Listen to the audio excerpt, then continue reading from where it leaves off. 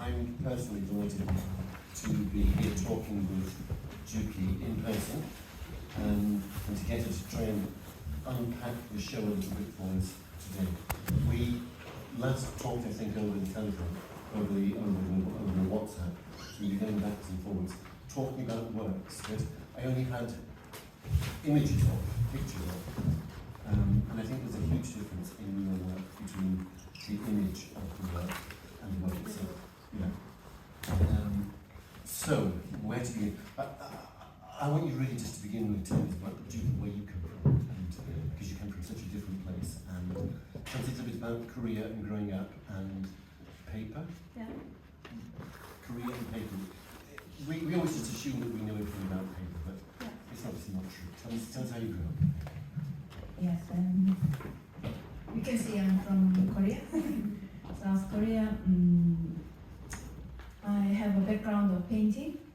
I started when I was 4 years old. I had paper at home, pencil, with color, or sometimes with a color pencil, black color. I used to draw, also cartoon. I used to make my story. And I don't know now, the kids, they play with a paper doll. Yeah, Yes. there's a paper and then the character of dolls, and then with a human figure body, and then there's on the side there's the clothes, so you can cut and you can wear them. I used to make with the paper. Yeah, these are cut out. Yeah, it's already cut, and then you just take out Yeah, and then make a dress up. But later on, I didn't like that dress. I didn't like that character, so I used to make my own character. I used to make all my fashion. This is my childhood, and then I did also taekwondo, martial arts.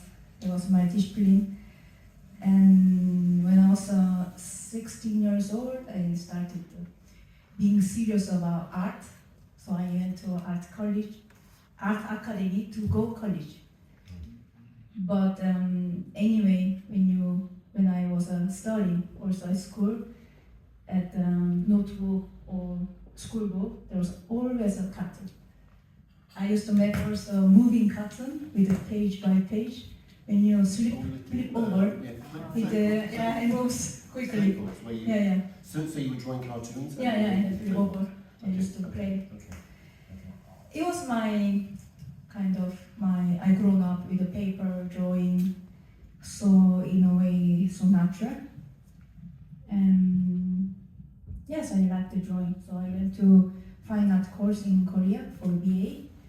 And after college, I started working as an illustrator because I really liked to draw. And then after I came to London, I started this work. With the conversation that we had before, I'd never actually seen any of Jukhee's paintings. And when she said that she had worked in oil colours and watercolours and so on, I asked Jukhee to send me some examples. And in fact, can I just open them? Yes. So they're very small here, but in the catalogue.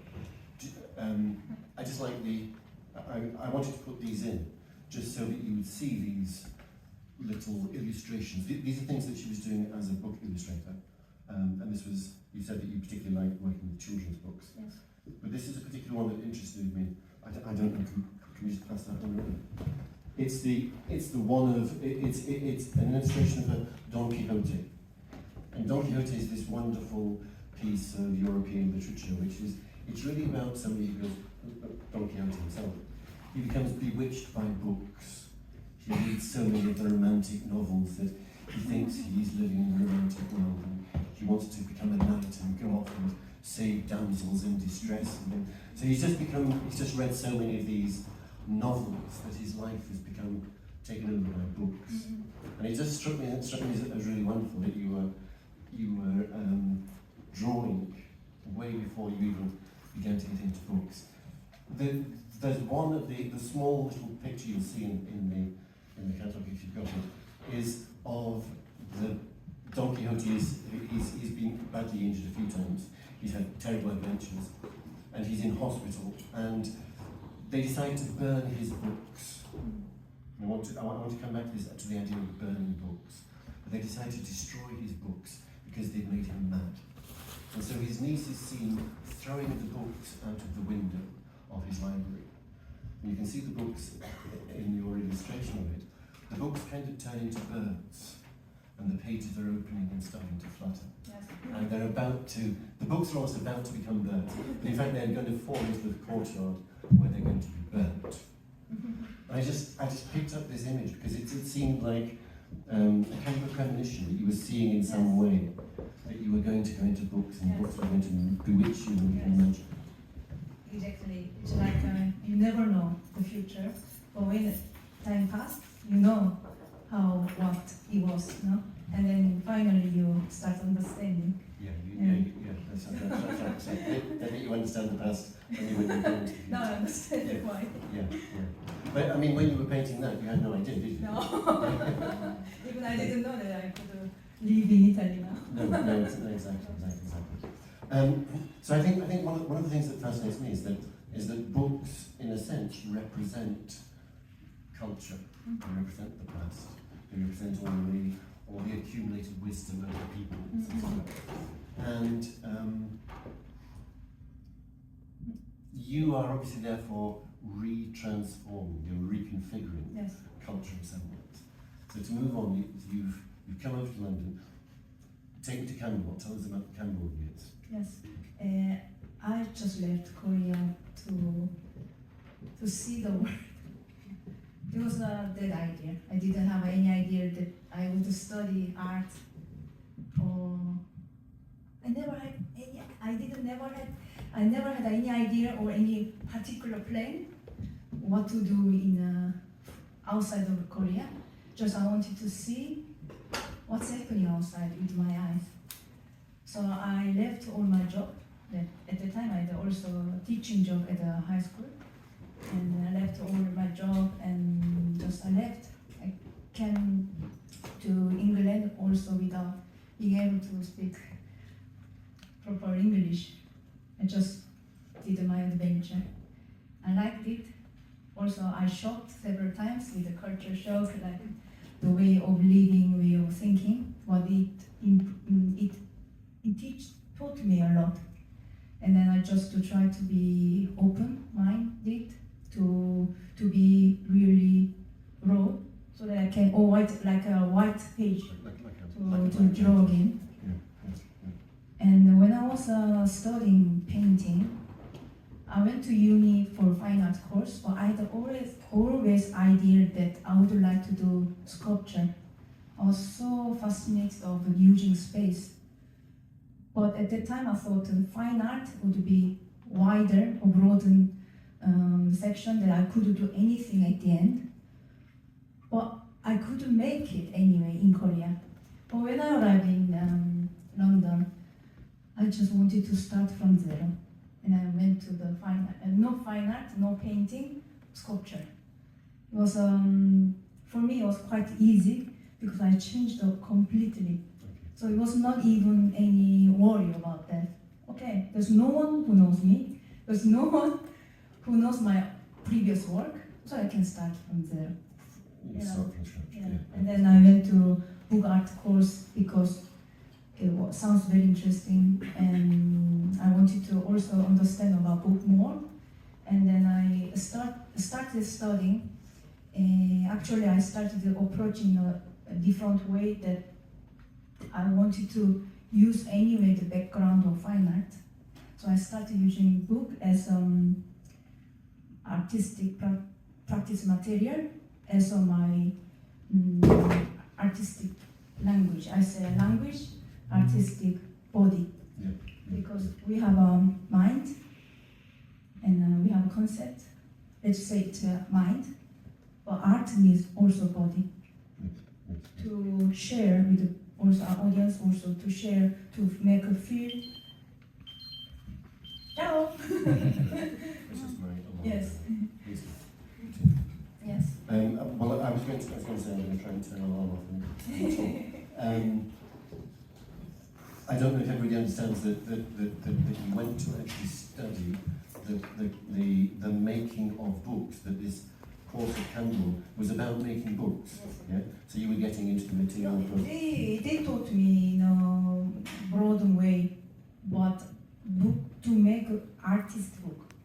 So they taught me book binding. They taught me about history of book art in several countries. But I thought it was not my approach, so I started having my own approach. Yeah, yeah. I mean, just the idea of the course was called Book Arts, wasn't it? Yes, Of course. yes, yeah. So they had a completely different conception of what the art of the book is. Yes. And as we were talking, you described how you began to realise that you had a completely different conception Yes. of what the kind of art you could make from a book. It wasn't a kind of how to make a book. It was how to do something with books to make art. Maybe I didn't understand exactly what they want to show to me. That's why I approached Yeah, them. yeah. Okay, I will do whatever I want. Yeah. I mean, there's a certain intransigence. There's a certain do it my way kind of thing right from the start. But so at Camberwell, the idea is that you were taught everything about making books. The book was the end product. Yes or no? Yes. But that's what I understood about. Also, every student can do have that. one day. Yeah. Sure. Their interpretation. Now you told me this lovely story, which again ties back into the Don Quixote picture of the flying books, of going to the V&A, to the Victoria and Albert Museum one day. Yes. Just repeat that story, please, because I don't know. I love going to library.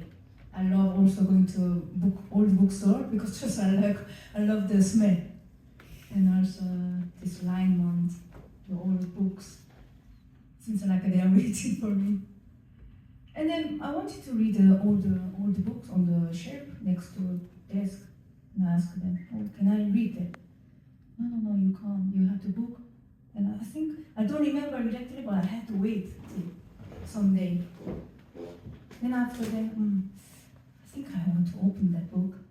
And then the other time, I don't know how many days later, I brought my book, which is cut, and I asked him, "Can I install my book here?" With the older books that I couldn't open. Fortunately, I think it was Angel, I don't know. She said yes. Yeah, immediately. Yeah, because I explained that I'm a student of art school. It is good thing in London. They are really generous for art. So she gave me the permission, and then I installed, and there was one table. So the pages of book was falling down like a nest, spider net, spreading, covering whole chair, tables, and then there were people studying. They were looking at me. It was a big fun. So I didn't know this. So you actually already had a mini exhibition at the V&A whilst you were a student. This is one of my favorite photos that I did. Oh, no, I haven't seen it. It's because the old book has a normally red color. I don't know why. Yeah. Red cover, red or brown, deep brown, black. Yeah. And it was at the back. There was all red, like deep color. Yes. And the book was white. It was quite nice. No, I haven't realised that you'd already started. So, in the middle of the Camberwell course, you were already beginning to create your own pieces. Yes. Yeah. I remember first time that I cut it into half and then cut on 8. And then I started to open the book, and then I just wanted to not destroy everything, but to really liberate it, what's inside, because I wanted to make it physical, visuality. So rather than closing and folding or layering the paper, so I just wanted to have an individual paper, having some air. Yes. So I started cutting, but first time I didn't quite figure out how I would cut without losing any letters. Yes. And then at the end I found out the way that, in this way I could also be able to have all what's written, and still they go out. Yeah. Yeah, And so, then, so you can have your cake and eat it. Yes. You can cut the book into pieces, but you don't destroy anything. don't destroy anything, and then it doesn't also it doesn't leave from the book spine. It's just still connected. Yeah.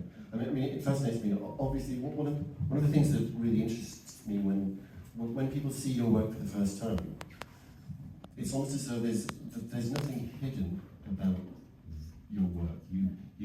The process of what you're doing to the books is in some sense revealed just looking at your. So you see these huge streams of paper, and you realise that this is an entire page that you can still read the whole page right at the bottom. So the process appears quite obvious, but also you actually had to discover the process, didn't you? You had to realise that if I cut it into two, I get this, and if these are steps that you went through. Right? I just want to be friends with the book. Yeah. Just you get to know, you get along, you try in this way, that way, and figure out what works better. And then finally it came out. But slowly, I'm also changing the way. And then because it's another conversation. Rather than fixing or stucking in one way, because there can be many other different ways. It's like a kind of trial to me, also experimental, in a sense that it's a new way that I don't know yet, but I will figure out. But there's also something about the way that each book is made. Because when I look at the cascade of 10 books here, it's really difficult for us to believe that a single page can give you a piece of paper that goes for, I don't know, 3 meters. Yes, but we are also human, that we have more insight. Yeah. I think we really believe that it just matter of how we communicate with the world, and we can show much of things. So it really proves that we have much more things inside. I think that's definitely one of the feelings one gets when one sees these big streams. But I'm wondering if for example, you will know things about the way that books are bound together, because I just presume that each of these streams comes from a single page, which is put in as a single page. But in fact, some in the Oriental books, for example, there's a double page that's folded and put in. So you'd actually get double the length of that page if you were to cut it, weren't you? No. Just I wanted to. I cut the line. Yeah. So there's a letter written, and then the line. Yeah. So I just follow. You follow each page. So each of those is one page. Yes. Each single stream. Yes. Each of these would be one single page. And then connected to the border line. Yeah. Which is white color. Yeah. So as I saw it, when you first begin, you start to create these huge cascading, beautiful pieces. Originally, when you first showed here, I think that was in 2013, that there seemed to be these huge cascades, the installations I call them, and then these individual pieces, which I think it was kind of was objets d'art in a sense. Each book, how do you decide I'm going to do this with this book and something else with something else? How does the book tell you what it wants to do?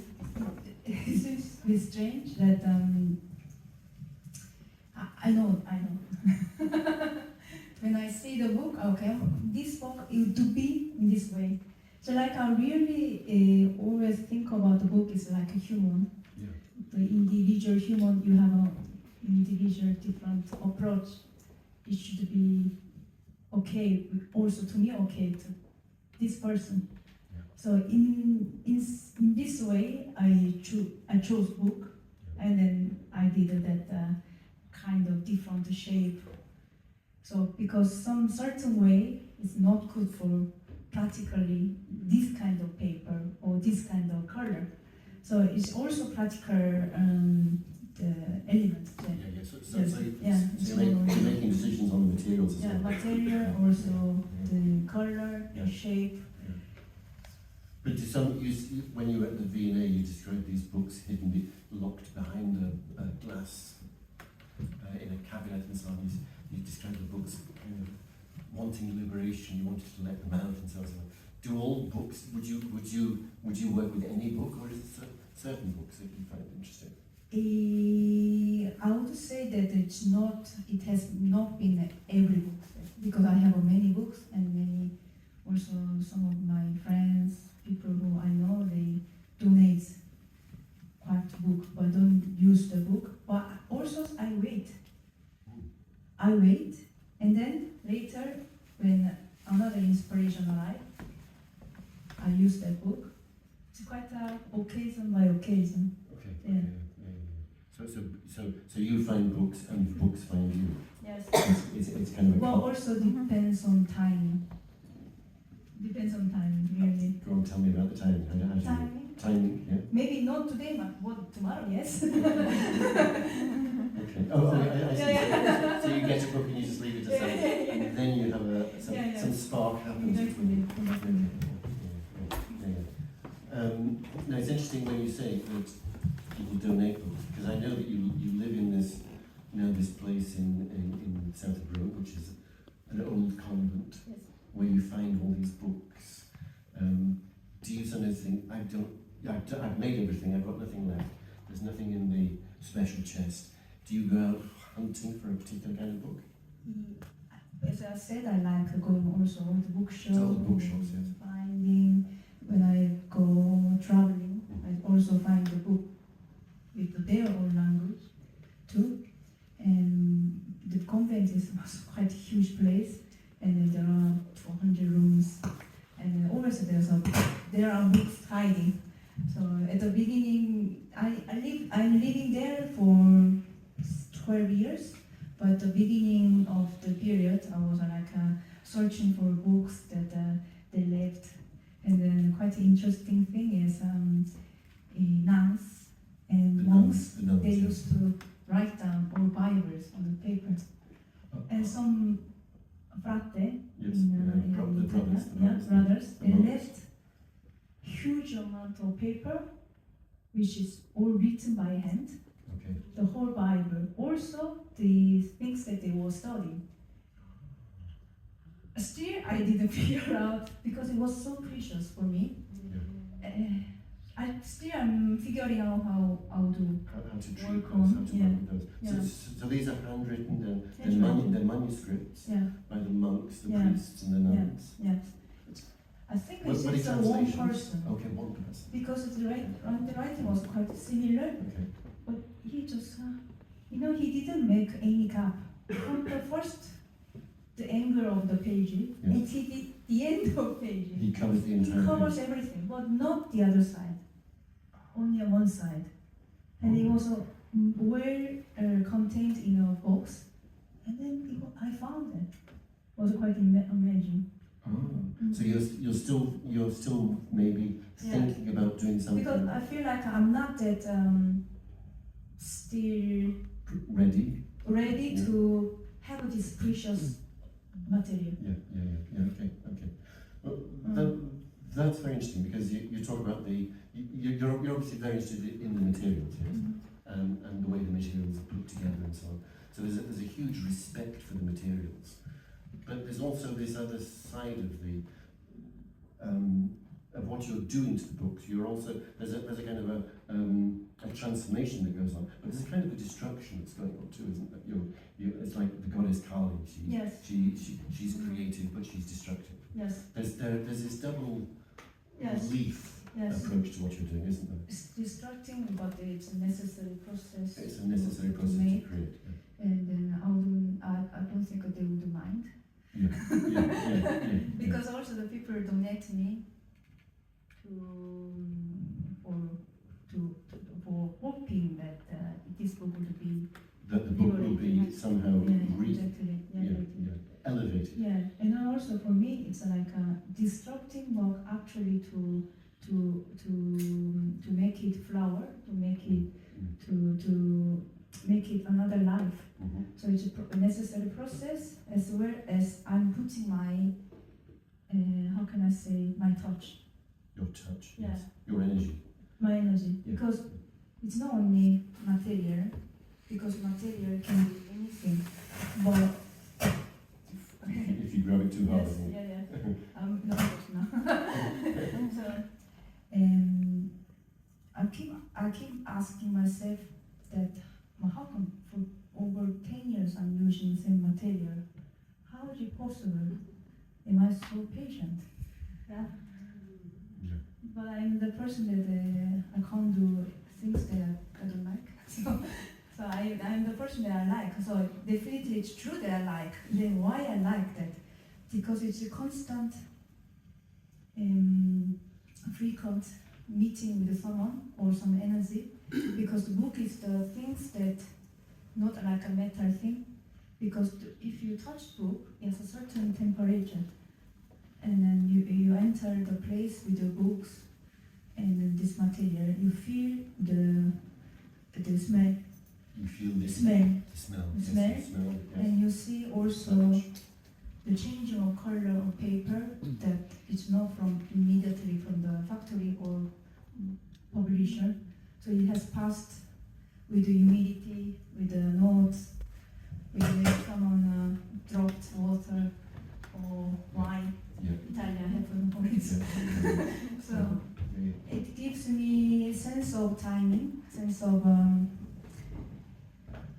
each individual moment that came to me, that asked me to work on that. So only a book itself has some energetic material, but also the timing that this book contains, it's a kind of my another element to work. Yeah. Yeah, because I don't feel how can I say, any feeling with normal white A4 paper.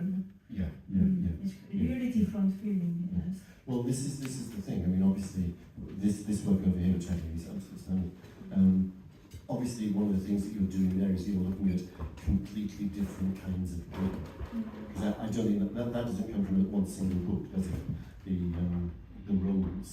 That must be from all different kinds. So there's lots of different kinds of paper and materials. All kinds of paper, but it was all different kind of messages. Oh, different messages. Yes, because I understood that since I here in Europe, outside of London. If you hold it here. Yeah. Okay. We have so many different figure, different shape, which is our container, and then this figure contains also all different messages inside the stories. So for this one, I wanted to contain little word. This book. Very few words. Yeah, word. Words. Yeah. Words, different words. Okay. It contains many stories and other yeah. figure and shapes. Yeah. Again, I'm now looking at the different. I've said some of them are individual objects where you take a book and you cover it with things and so on. There are different. One sees as you go around the books that you unfold and create sets and so on. But I think some of the ones that I'm really fascinated by, which are, I think, beginning to be new pieces. These ones there, you're beginning to start to use frames as well, I think, which is maybe new. So this one, I think, is a stunning piece as far as I can see, because it uses this same idea of flow and cascade and streaming, which all these individual books have. But the book is the spines have disappeared, and you put it into a frame. And it's an interesting way the flow is improved because it's framed. It's like a freeze frame shot of a vortex or something. Yeah. And I think these frames are starting to become a part of. They're slightly different from this. There's evolution, isn't there? Okay. Yeah. So, since I did the first exhibition 2013 as to everyone has been time that there are like life is teaching you. Yeah. And I had a moment, bad moment, good moment, and then I passed the kind of time. And then now I'm 41. So I'm feeling that there's a moment that I'm in the moment that evolution. Yeah. That is going, but I make one point, punto. Yes, sir. And then I start on another time. Yeah, so you've reached a waypoint, I Yes, suppose. yes, Yes, yes. and you're, there's a gradual development. Mhm. And then a time comes when something changes. I think we're very lucky, I can't see it from here, but in the other room there's a piece called Meditation, Yes. which I see as just as you said, in a sense, it marks a transition point. Yes, yes, And you can go anywhere from there. yes.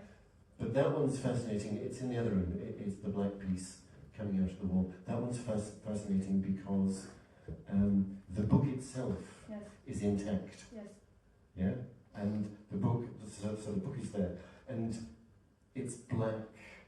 And for the first time, you started to use black. yes, So that there are these new little discoveries and new little advances and so on. yes. But that one you pull a few of them together, don't you? All in one piece. You talk. It's called meditation. Yes. No, I And don't. can I just say, when I started to see that, you sent me a picture, I couldn't see what the title of the book was. Mm-mm.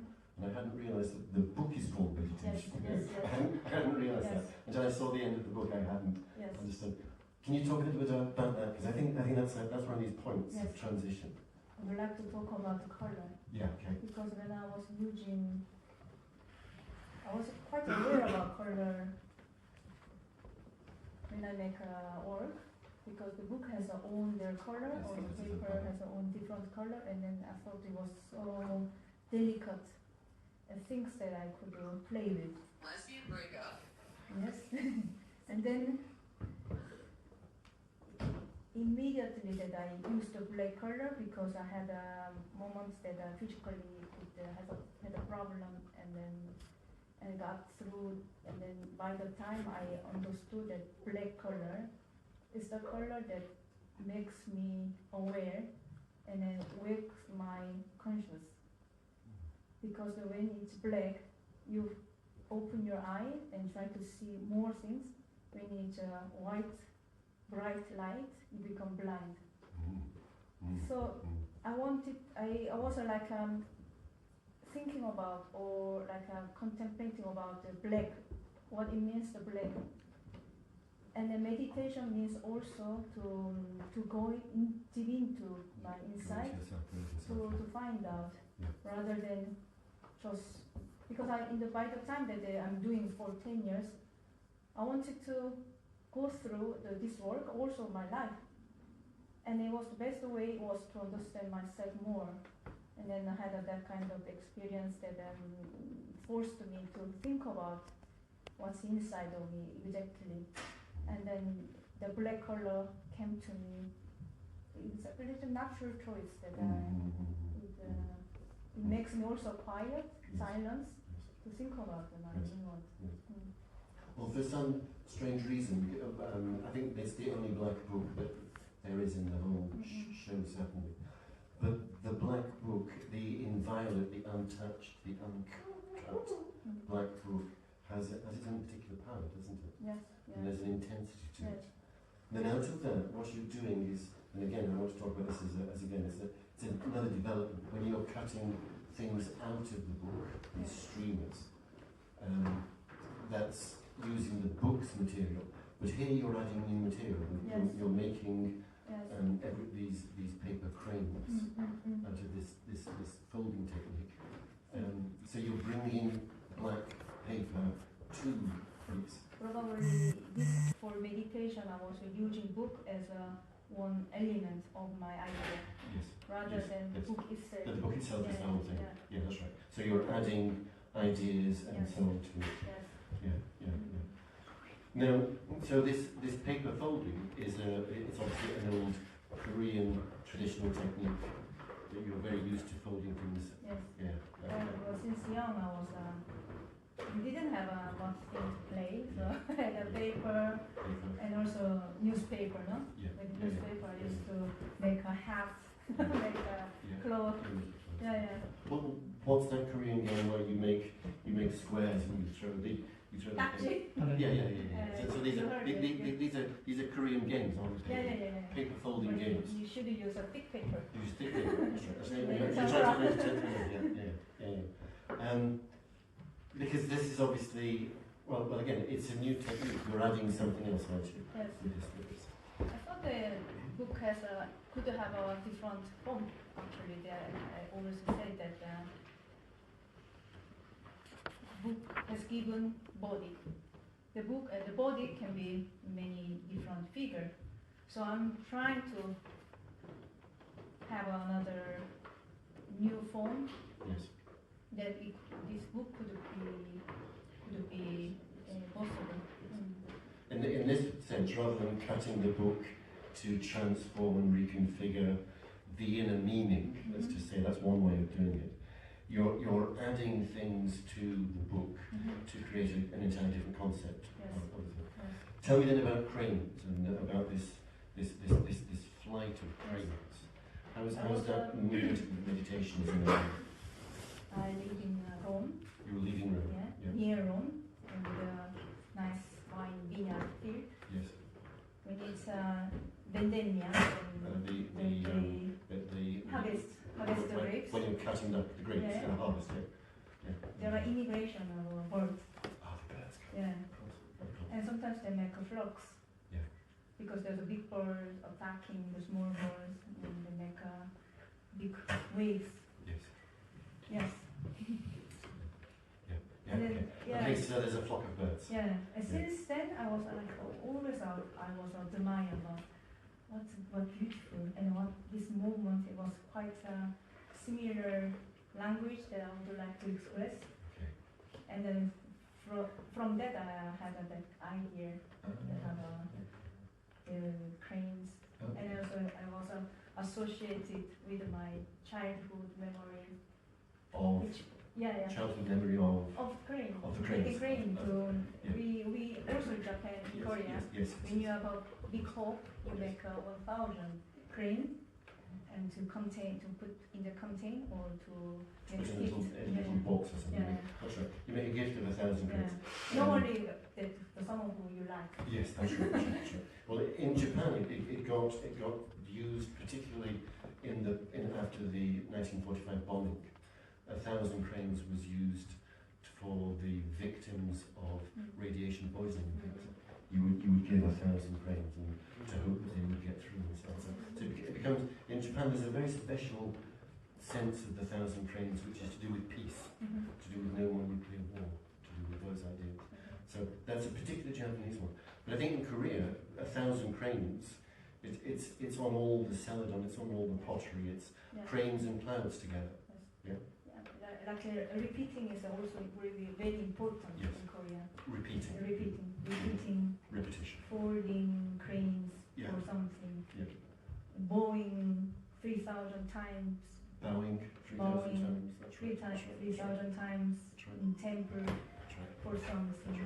That's right. Continue writing same thing So this is million times. well, this feeds back into it because 1,000 is a number. With 1,000 cranes, we can't count how many there are. There are a flock of cranes. But these ones here, in fact, interest me an awful lot because I know how many pieces you folded into that particular square. Because I know it's a meter square. Yeah, little. And I know that each of the pieces you folded is 1 centimeter square. Yes. Yeah. So I know that that's 10,000 pieces of folded paper. Yes. Yeah. Now, it's a huge amount. Yes. So this is this idea, this Korean idea of putting all your energies into something repeatedly. Yes. Yeah. But this energy was gathering constantly. Yes. It's not like you sit down and you take all energy to fold at the same time. Yes. But it shows your constant. It shows a constant intention to. That's right. That's right.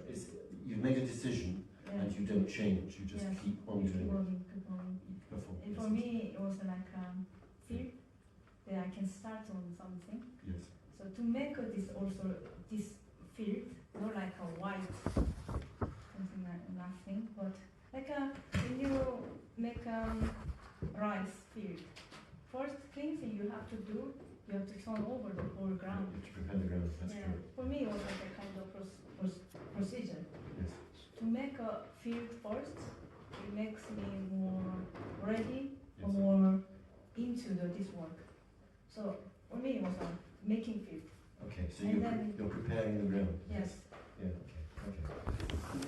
Now then, just give us an idea, because I don't make things like that. But to make one of these takes you 5 minutes. No. So tell me.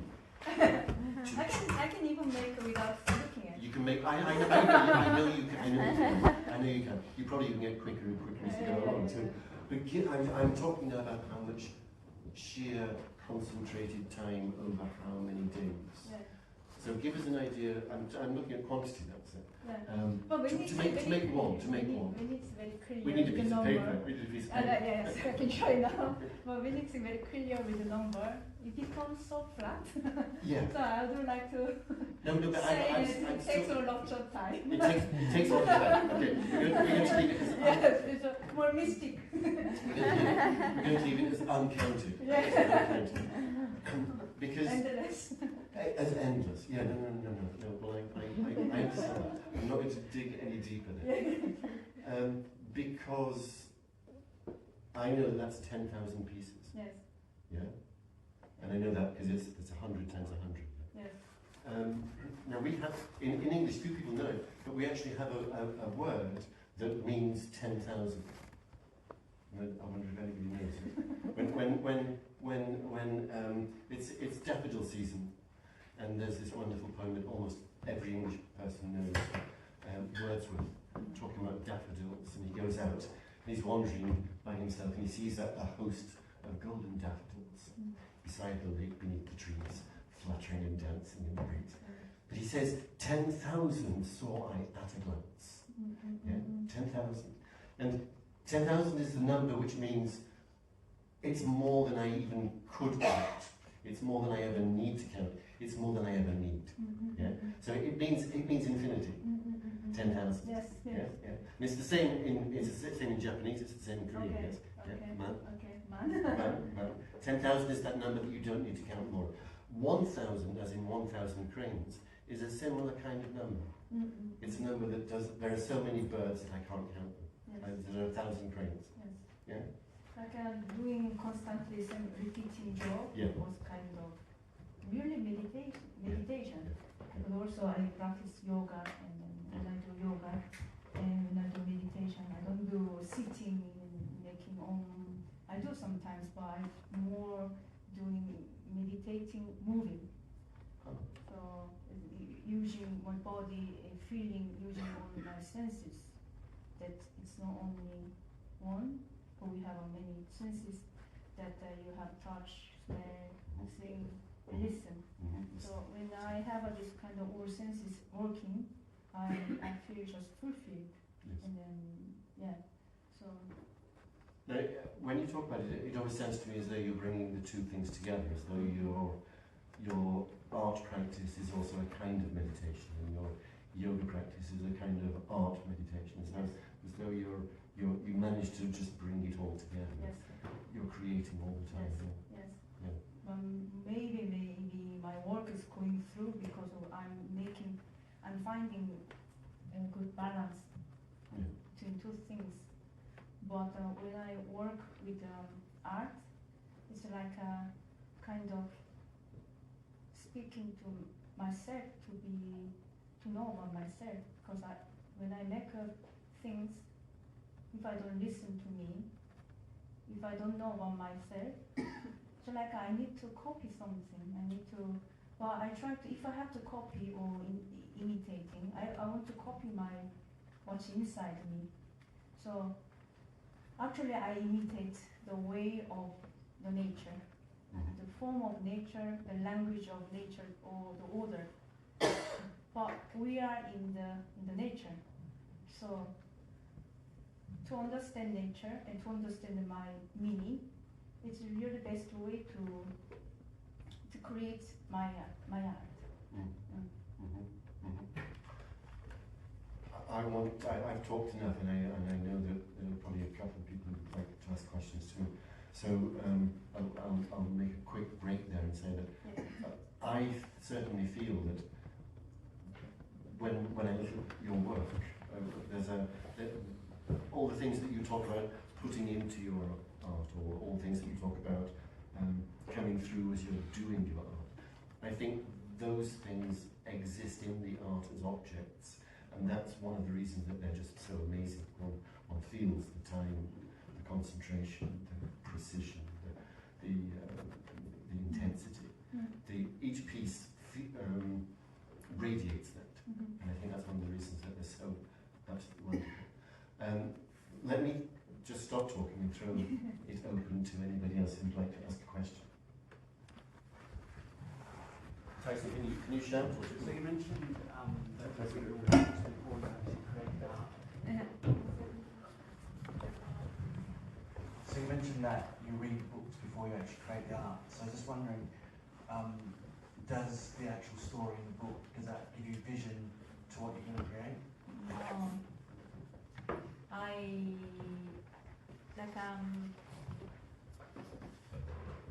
For me, it's like an unknown world that has a more fantasy.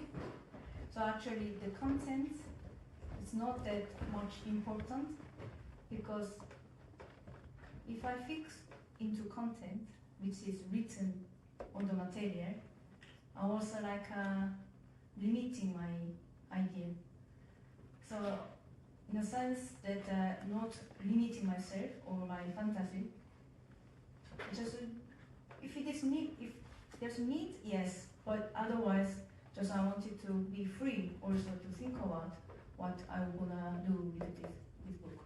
So content is not so vitally important, because it's literally, it's not things. Okay, so no. Yeah. I think with you've got war. You've got War and Peace in there. Yeah. It's not as though you're going to try to recreate War and Peace. You're going to do something with. Also the words, because I pick up the word. You pick Pick up the title and then I work on it. I pick up maybe the form and work on that. Every book has a different things that I want to pick up and work on. Yeah, so it's not only always important, but case by case, I try to be, yes. So on that, so when you're working on it, I know you said what you said about not using the bullets, but when you're cutting, some words might pop out, you might see the odd thing. But, do you ever get distracted by the bullets? Okay. But when you see in a whole, okay, one word can be just distracted by one word. But when you see the whole figure, it's all new order inside. For example, encyclopedia. I use encyclopedia. The big casting. That's exactly big Britannica. Yeah. The word falling down because it's alphabet order. Yes. Actually, when it was not cut. But now it's all cut and then flowing down vertically. So the word has a different new order that also individually everyone can find the new order. So I just like that I make something and finish that, but they live or they live in a way, in a different way by audience. Yeah. Because there is quite a tradition of the cutter. Yes.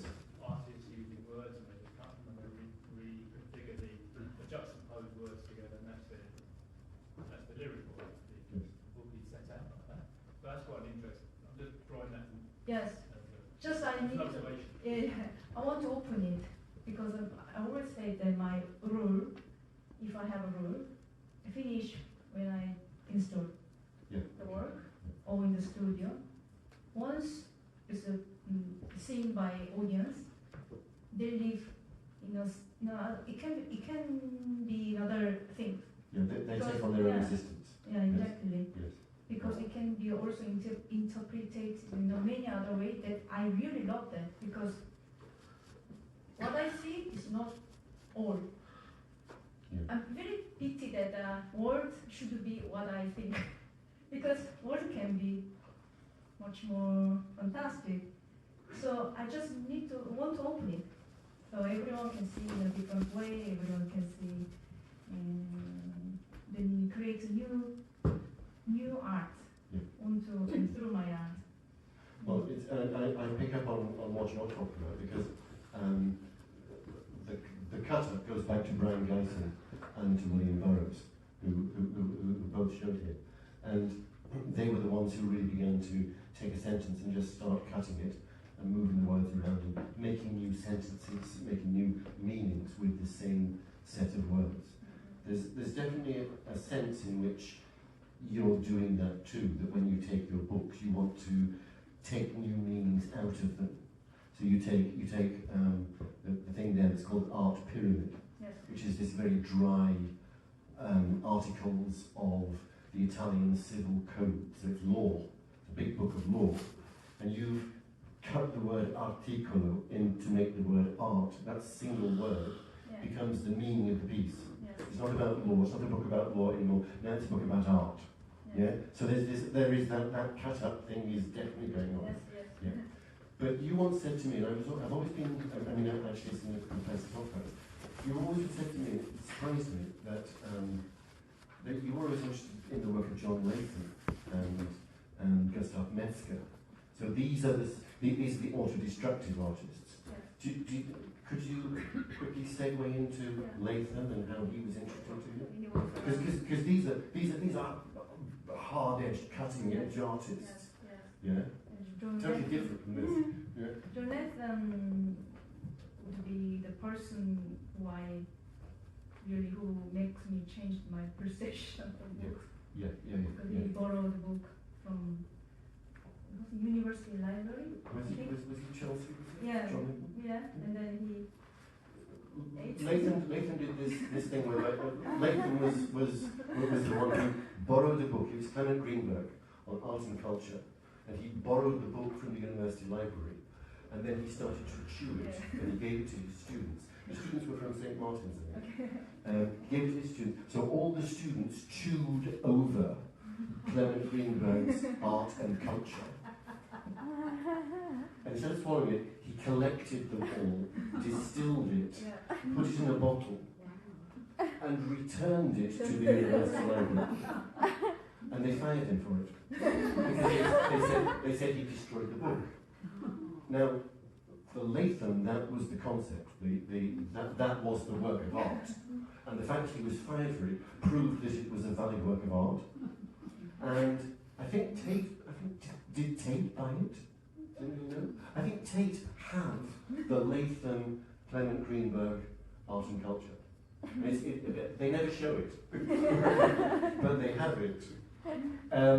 So I'm always fascinated because this is Gustav Metzger, the gentleman who put acid on plastic and auto-destructive. They were a trigger. Sorry? Trigger. Yes. Trigger to. They were a trigger to you. Yeah. Oh, that's fascinating, isn't it? Yeah. So there's this completely other side. These are flowers and beautiful and exotic shapes and things. But that it goes back to Gustav Metzger and the auto-destructive art and things. Really fascinating. Could I pass that to Zoe? Hello, Jukhee. Hello. Thanks for your talk. Just also on the same topic, I was just wondering, like, it's a slightly boring question, but how is your work received, like, in South Korea, or how do people react? To my work? Yeah, probably like Europe versus like, any interesting stories or comments. It's a very interesting question to me also, that I want to know. Okay. No, really, because I started working Yeah. more gallery in Europe, in America. Yeah. So I did several exhibitions in Korea, but not that much. I think. they think of you as a Yeah. foreign artist, yeah? Because for them, maybe they have an idea that the book is sacred. So exactly, so it's kind of. They feel The book is sacred. it's sacred. Yeah, it's sacred. The book is sacred, yeah. Yeah, Yes, sacred. Yes. So the first idea is so strong, so it could block their mind. Yeah.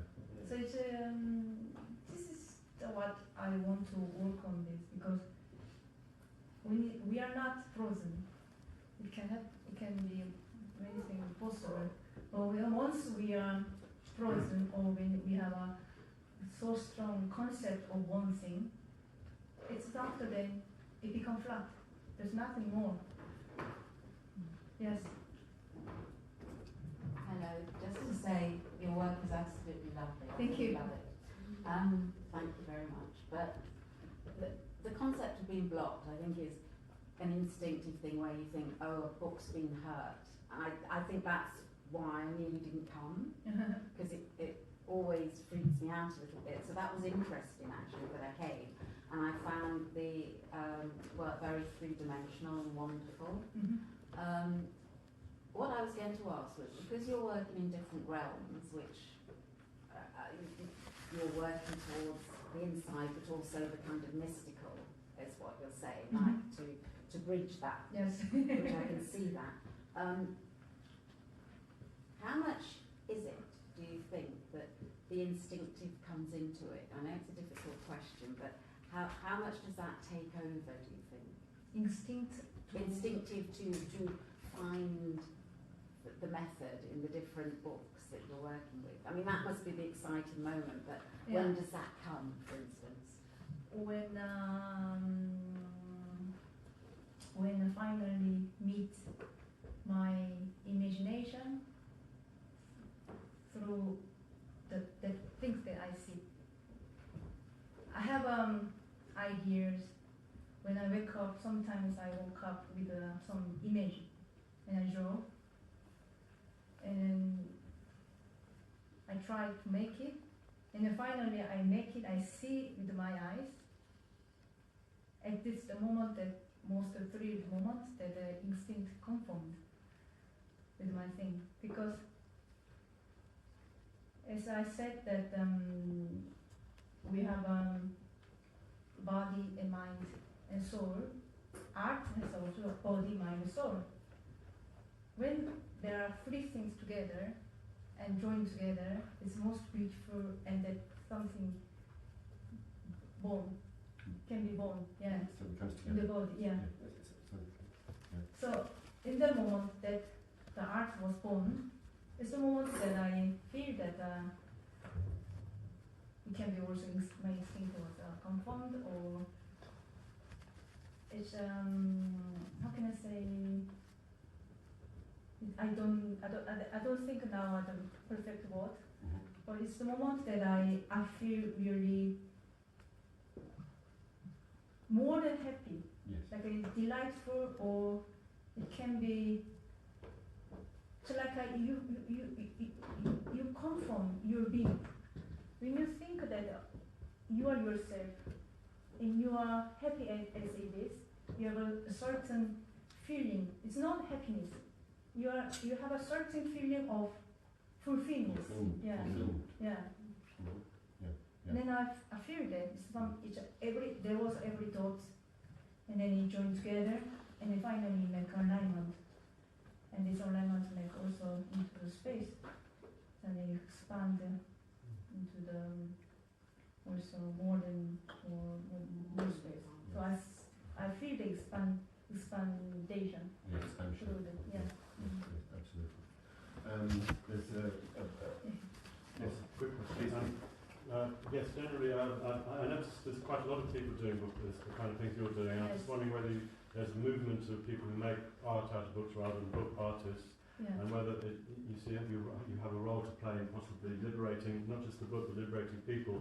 Because people are a bit fearful of destroying books, whether it is maybe the right time from an ecological point of view because a lot of books are, you know, going into landfill now. People can't keep hold of vast libraries of books, and sadly a lot of them are being destroyed anyway. So do you see yourself as part of an ecological movement to say, hang on a minute, let's do something with all these books before they get thrown away? So in a kind of way, you're, but also possibly preempting the move towards digital, and you know, there's a kind of thing about possibly digitalizing some of your work and being able to move into it in a kind of like almost like an NFT. You can actually go into some of your works and actually look at text and navigate in a kind of 3D space. I don't know whether you're interested in that kind of digital digitization, not just of what's happening with the book, but also with your kind of art, whether you can actually cover.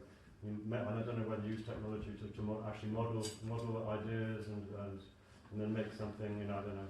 That's an interesting thing as well. Is how you actually conceive of the work you do. Do you do sketches, or do you just make it without do you have a design, and if that design is there, can it be extended in some way through a kind of clever digital process? But there's lots of questions there. Sorry. Choose. I already know the answer.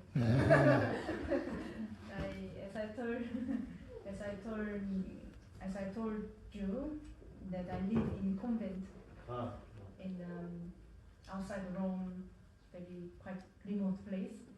So when you are in the convent, you're not actually into the world.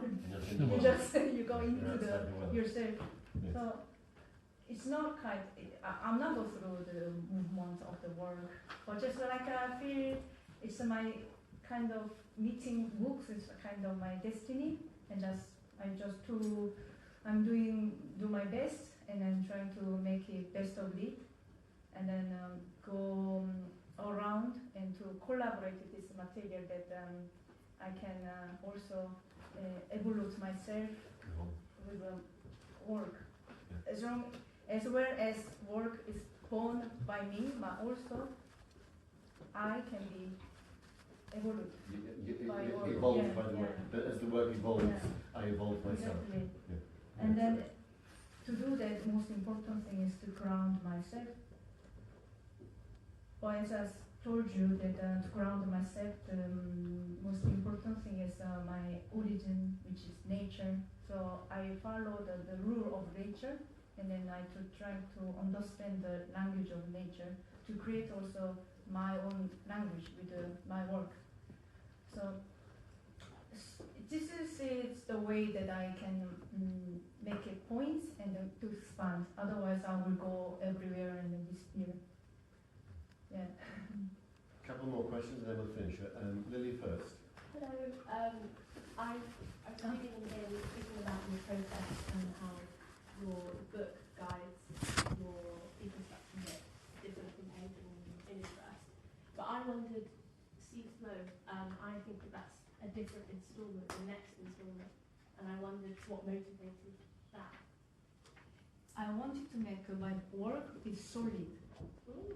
And then I wanted to make deep depth, and then the light, and also position where the audience is. It's not like work is here, but the work can be seen in a very different way to interacting the position of audience. Yeah. So the book can be seen in a different way, depends on from where and from which condition. So in a way, that book is always alive. Yes. And this one too, Yes. where the colours, depending on which direction you're looking at, there are parallax changes, and there are perspective changes. Yes. The shadows change the colours. Yes. So you're playing with all these different Yes. three-dimensional. Well, this is as I say, as we were talking in the catalogue, that this is like the op artist, Bridget Riley and Bassarelli and so on. It's all quite modern. Isn't it? I'm going to take one last question. Sanjeev, is it? Thanks for liberating books. Thanks for allowing us to know that we're not frozen and disruption is good. If you could be anyone else just for one day, who would you be? No, I didn't understand. If you could be somebody else Okay. for one day, who would you be? Wow. And why? Men. Anyone. Men. You would want to be a man. Man. And why? First, I want to be man. Why? Why? Why? It's completely different conception. No? I can be anything, but to be man is another. Would be for a me. completely Yeah. different conception. Yes, it would. But I will might be doing something anyway. And so male artist. Yeah. Thank you. Okay, well, I mean, I'm sure we could go on, and it's better to break. But I thought, because you were talking about people bring you things and they liberate them, I wanted to give you something that I brought today. Because I see that you're beginning to go back to, it goes back to what I was saying. You're beginning to go back to Korean, there's something Korean beginning to come back into, and some of the papers that you're using. Yes. One of the big things that I've always found is that Western paper and Oriental paper are just entirely different. Yes. The washi, the hanshi, and so on. See, yes. See. So yeah, another language. So first I cut books with a ruler and a knife, and then later I fold. And first I roll and then fold, or fold and roll at the same time. And now I started theory. Yeah. That's right. But I realized that depends on paper. It's really different texture, different shape, different the feeling in your tear, actually. Quite interesting. So this is this completely new technique that Yeah, you're beginning to yeah. develop. Well, I wanted to give you this because you said, and I think it's right, that when somebody has these old books, that this has been on my bookshelf now for 40 years, you know, and it will stay there, and I probably will never read it again. But just take a look at that. Just this is because I don't know if there'll be a spark. And I thought, how do you, when you first get a book, what do you know? Do you smell it? Please, there's a book for you. Can I cut it? You can. You can do anything you want. But I give it to you in the hope that at some I give it to you in the hope that Yes. because when I look at this, it's first of all it's completely different to the Western book binding Yes. because it's bound with string. There are 4 holes here, and it's tied together. Yeah, that doesn't mean to say that it's in any sense weak. It's very powerful, and it's written in an entirely different script. The paper is this is washi. This is Japanese paper. The Korean paper is different again. But there are all these wonderful things. If you look on the side, you can see these are the little, well, these are the page numbers. So here you can see it's down here, and the page number is on both sides of that page. There's a 5 that goes round the corner. So there are different things, and then the title of the book, because you can't write it there. There's no title on the spine. The title of the book is written underneath, because in Japan you'd stack your books like this, so you could always see. Oh, that's number 19. That's the one I want. That's Big task. but I think my point is that the book itself is its own mysterious world. Yeah. And that's a mysterious world into another world. That's the Japanese world of poetry and. Yes, but also when you give away your book, Yes. you're not just giving away book. No. You're giving away your story, your knowledge, your Yes. also how you grow, Yes. how you felt. But I'm very conscious of the fact that that book has an existence well prior to my getting. I got that book at an old flea market in Kyoto, and I bought 10 of them. It was a sequence of 10 books, and I still have 7 of them left. But I thought I'd give one to you. Thank you. Because for you to get to know, it's a different kind of bounding. It's a different kind of. Yeah. It's a different world. I should have finished before I come back again. No, I don't want to know anything more about it. That's for you to enjoy. Thank you. So, Jukhee, it's been really wonderful. Thank you so much. Thank you so much.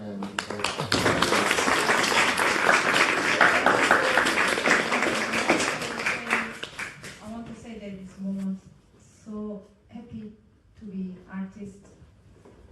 that people like what I like to do. These amazing things that it makes me so happy. And then I feel like, because when I studied, I'm Korean, studied English here, and I studied, by living I studied Italian. When one person who studied several languages, maybe they want to have something like their own language, and so that people can understand your language. Art has been my language. I feel like I invited you all in my dictionary. We are all inside of my book. Now our book, and now we are making another story with this dictionary. Yeah, okay.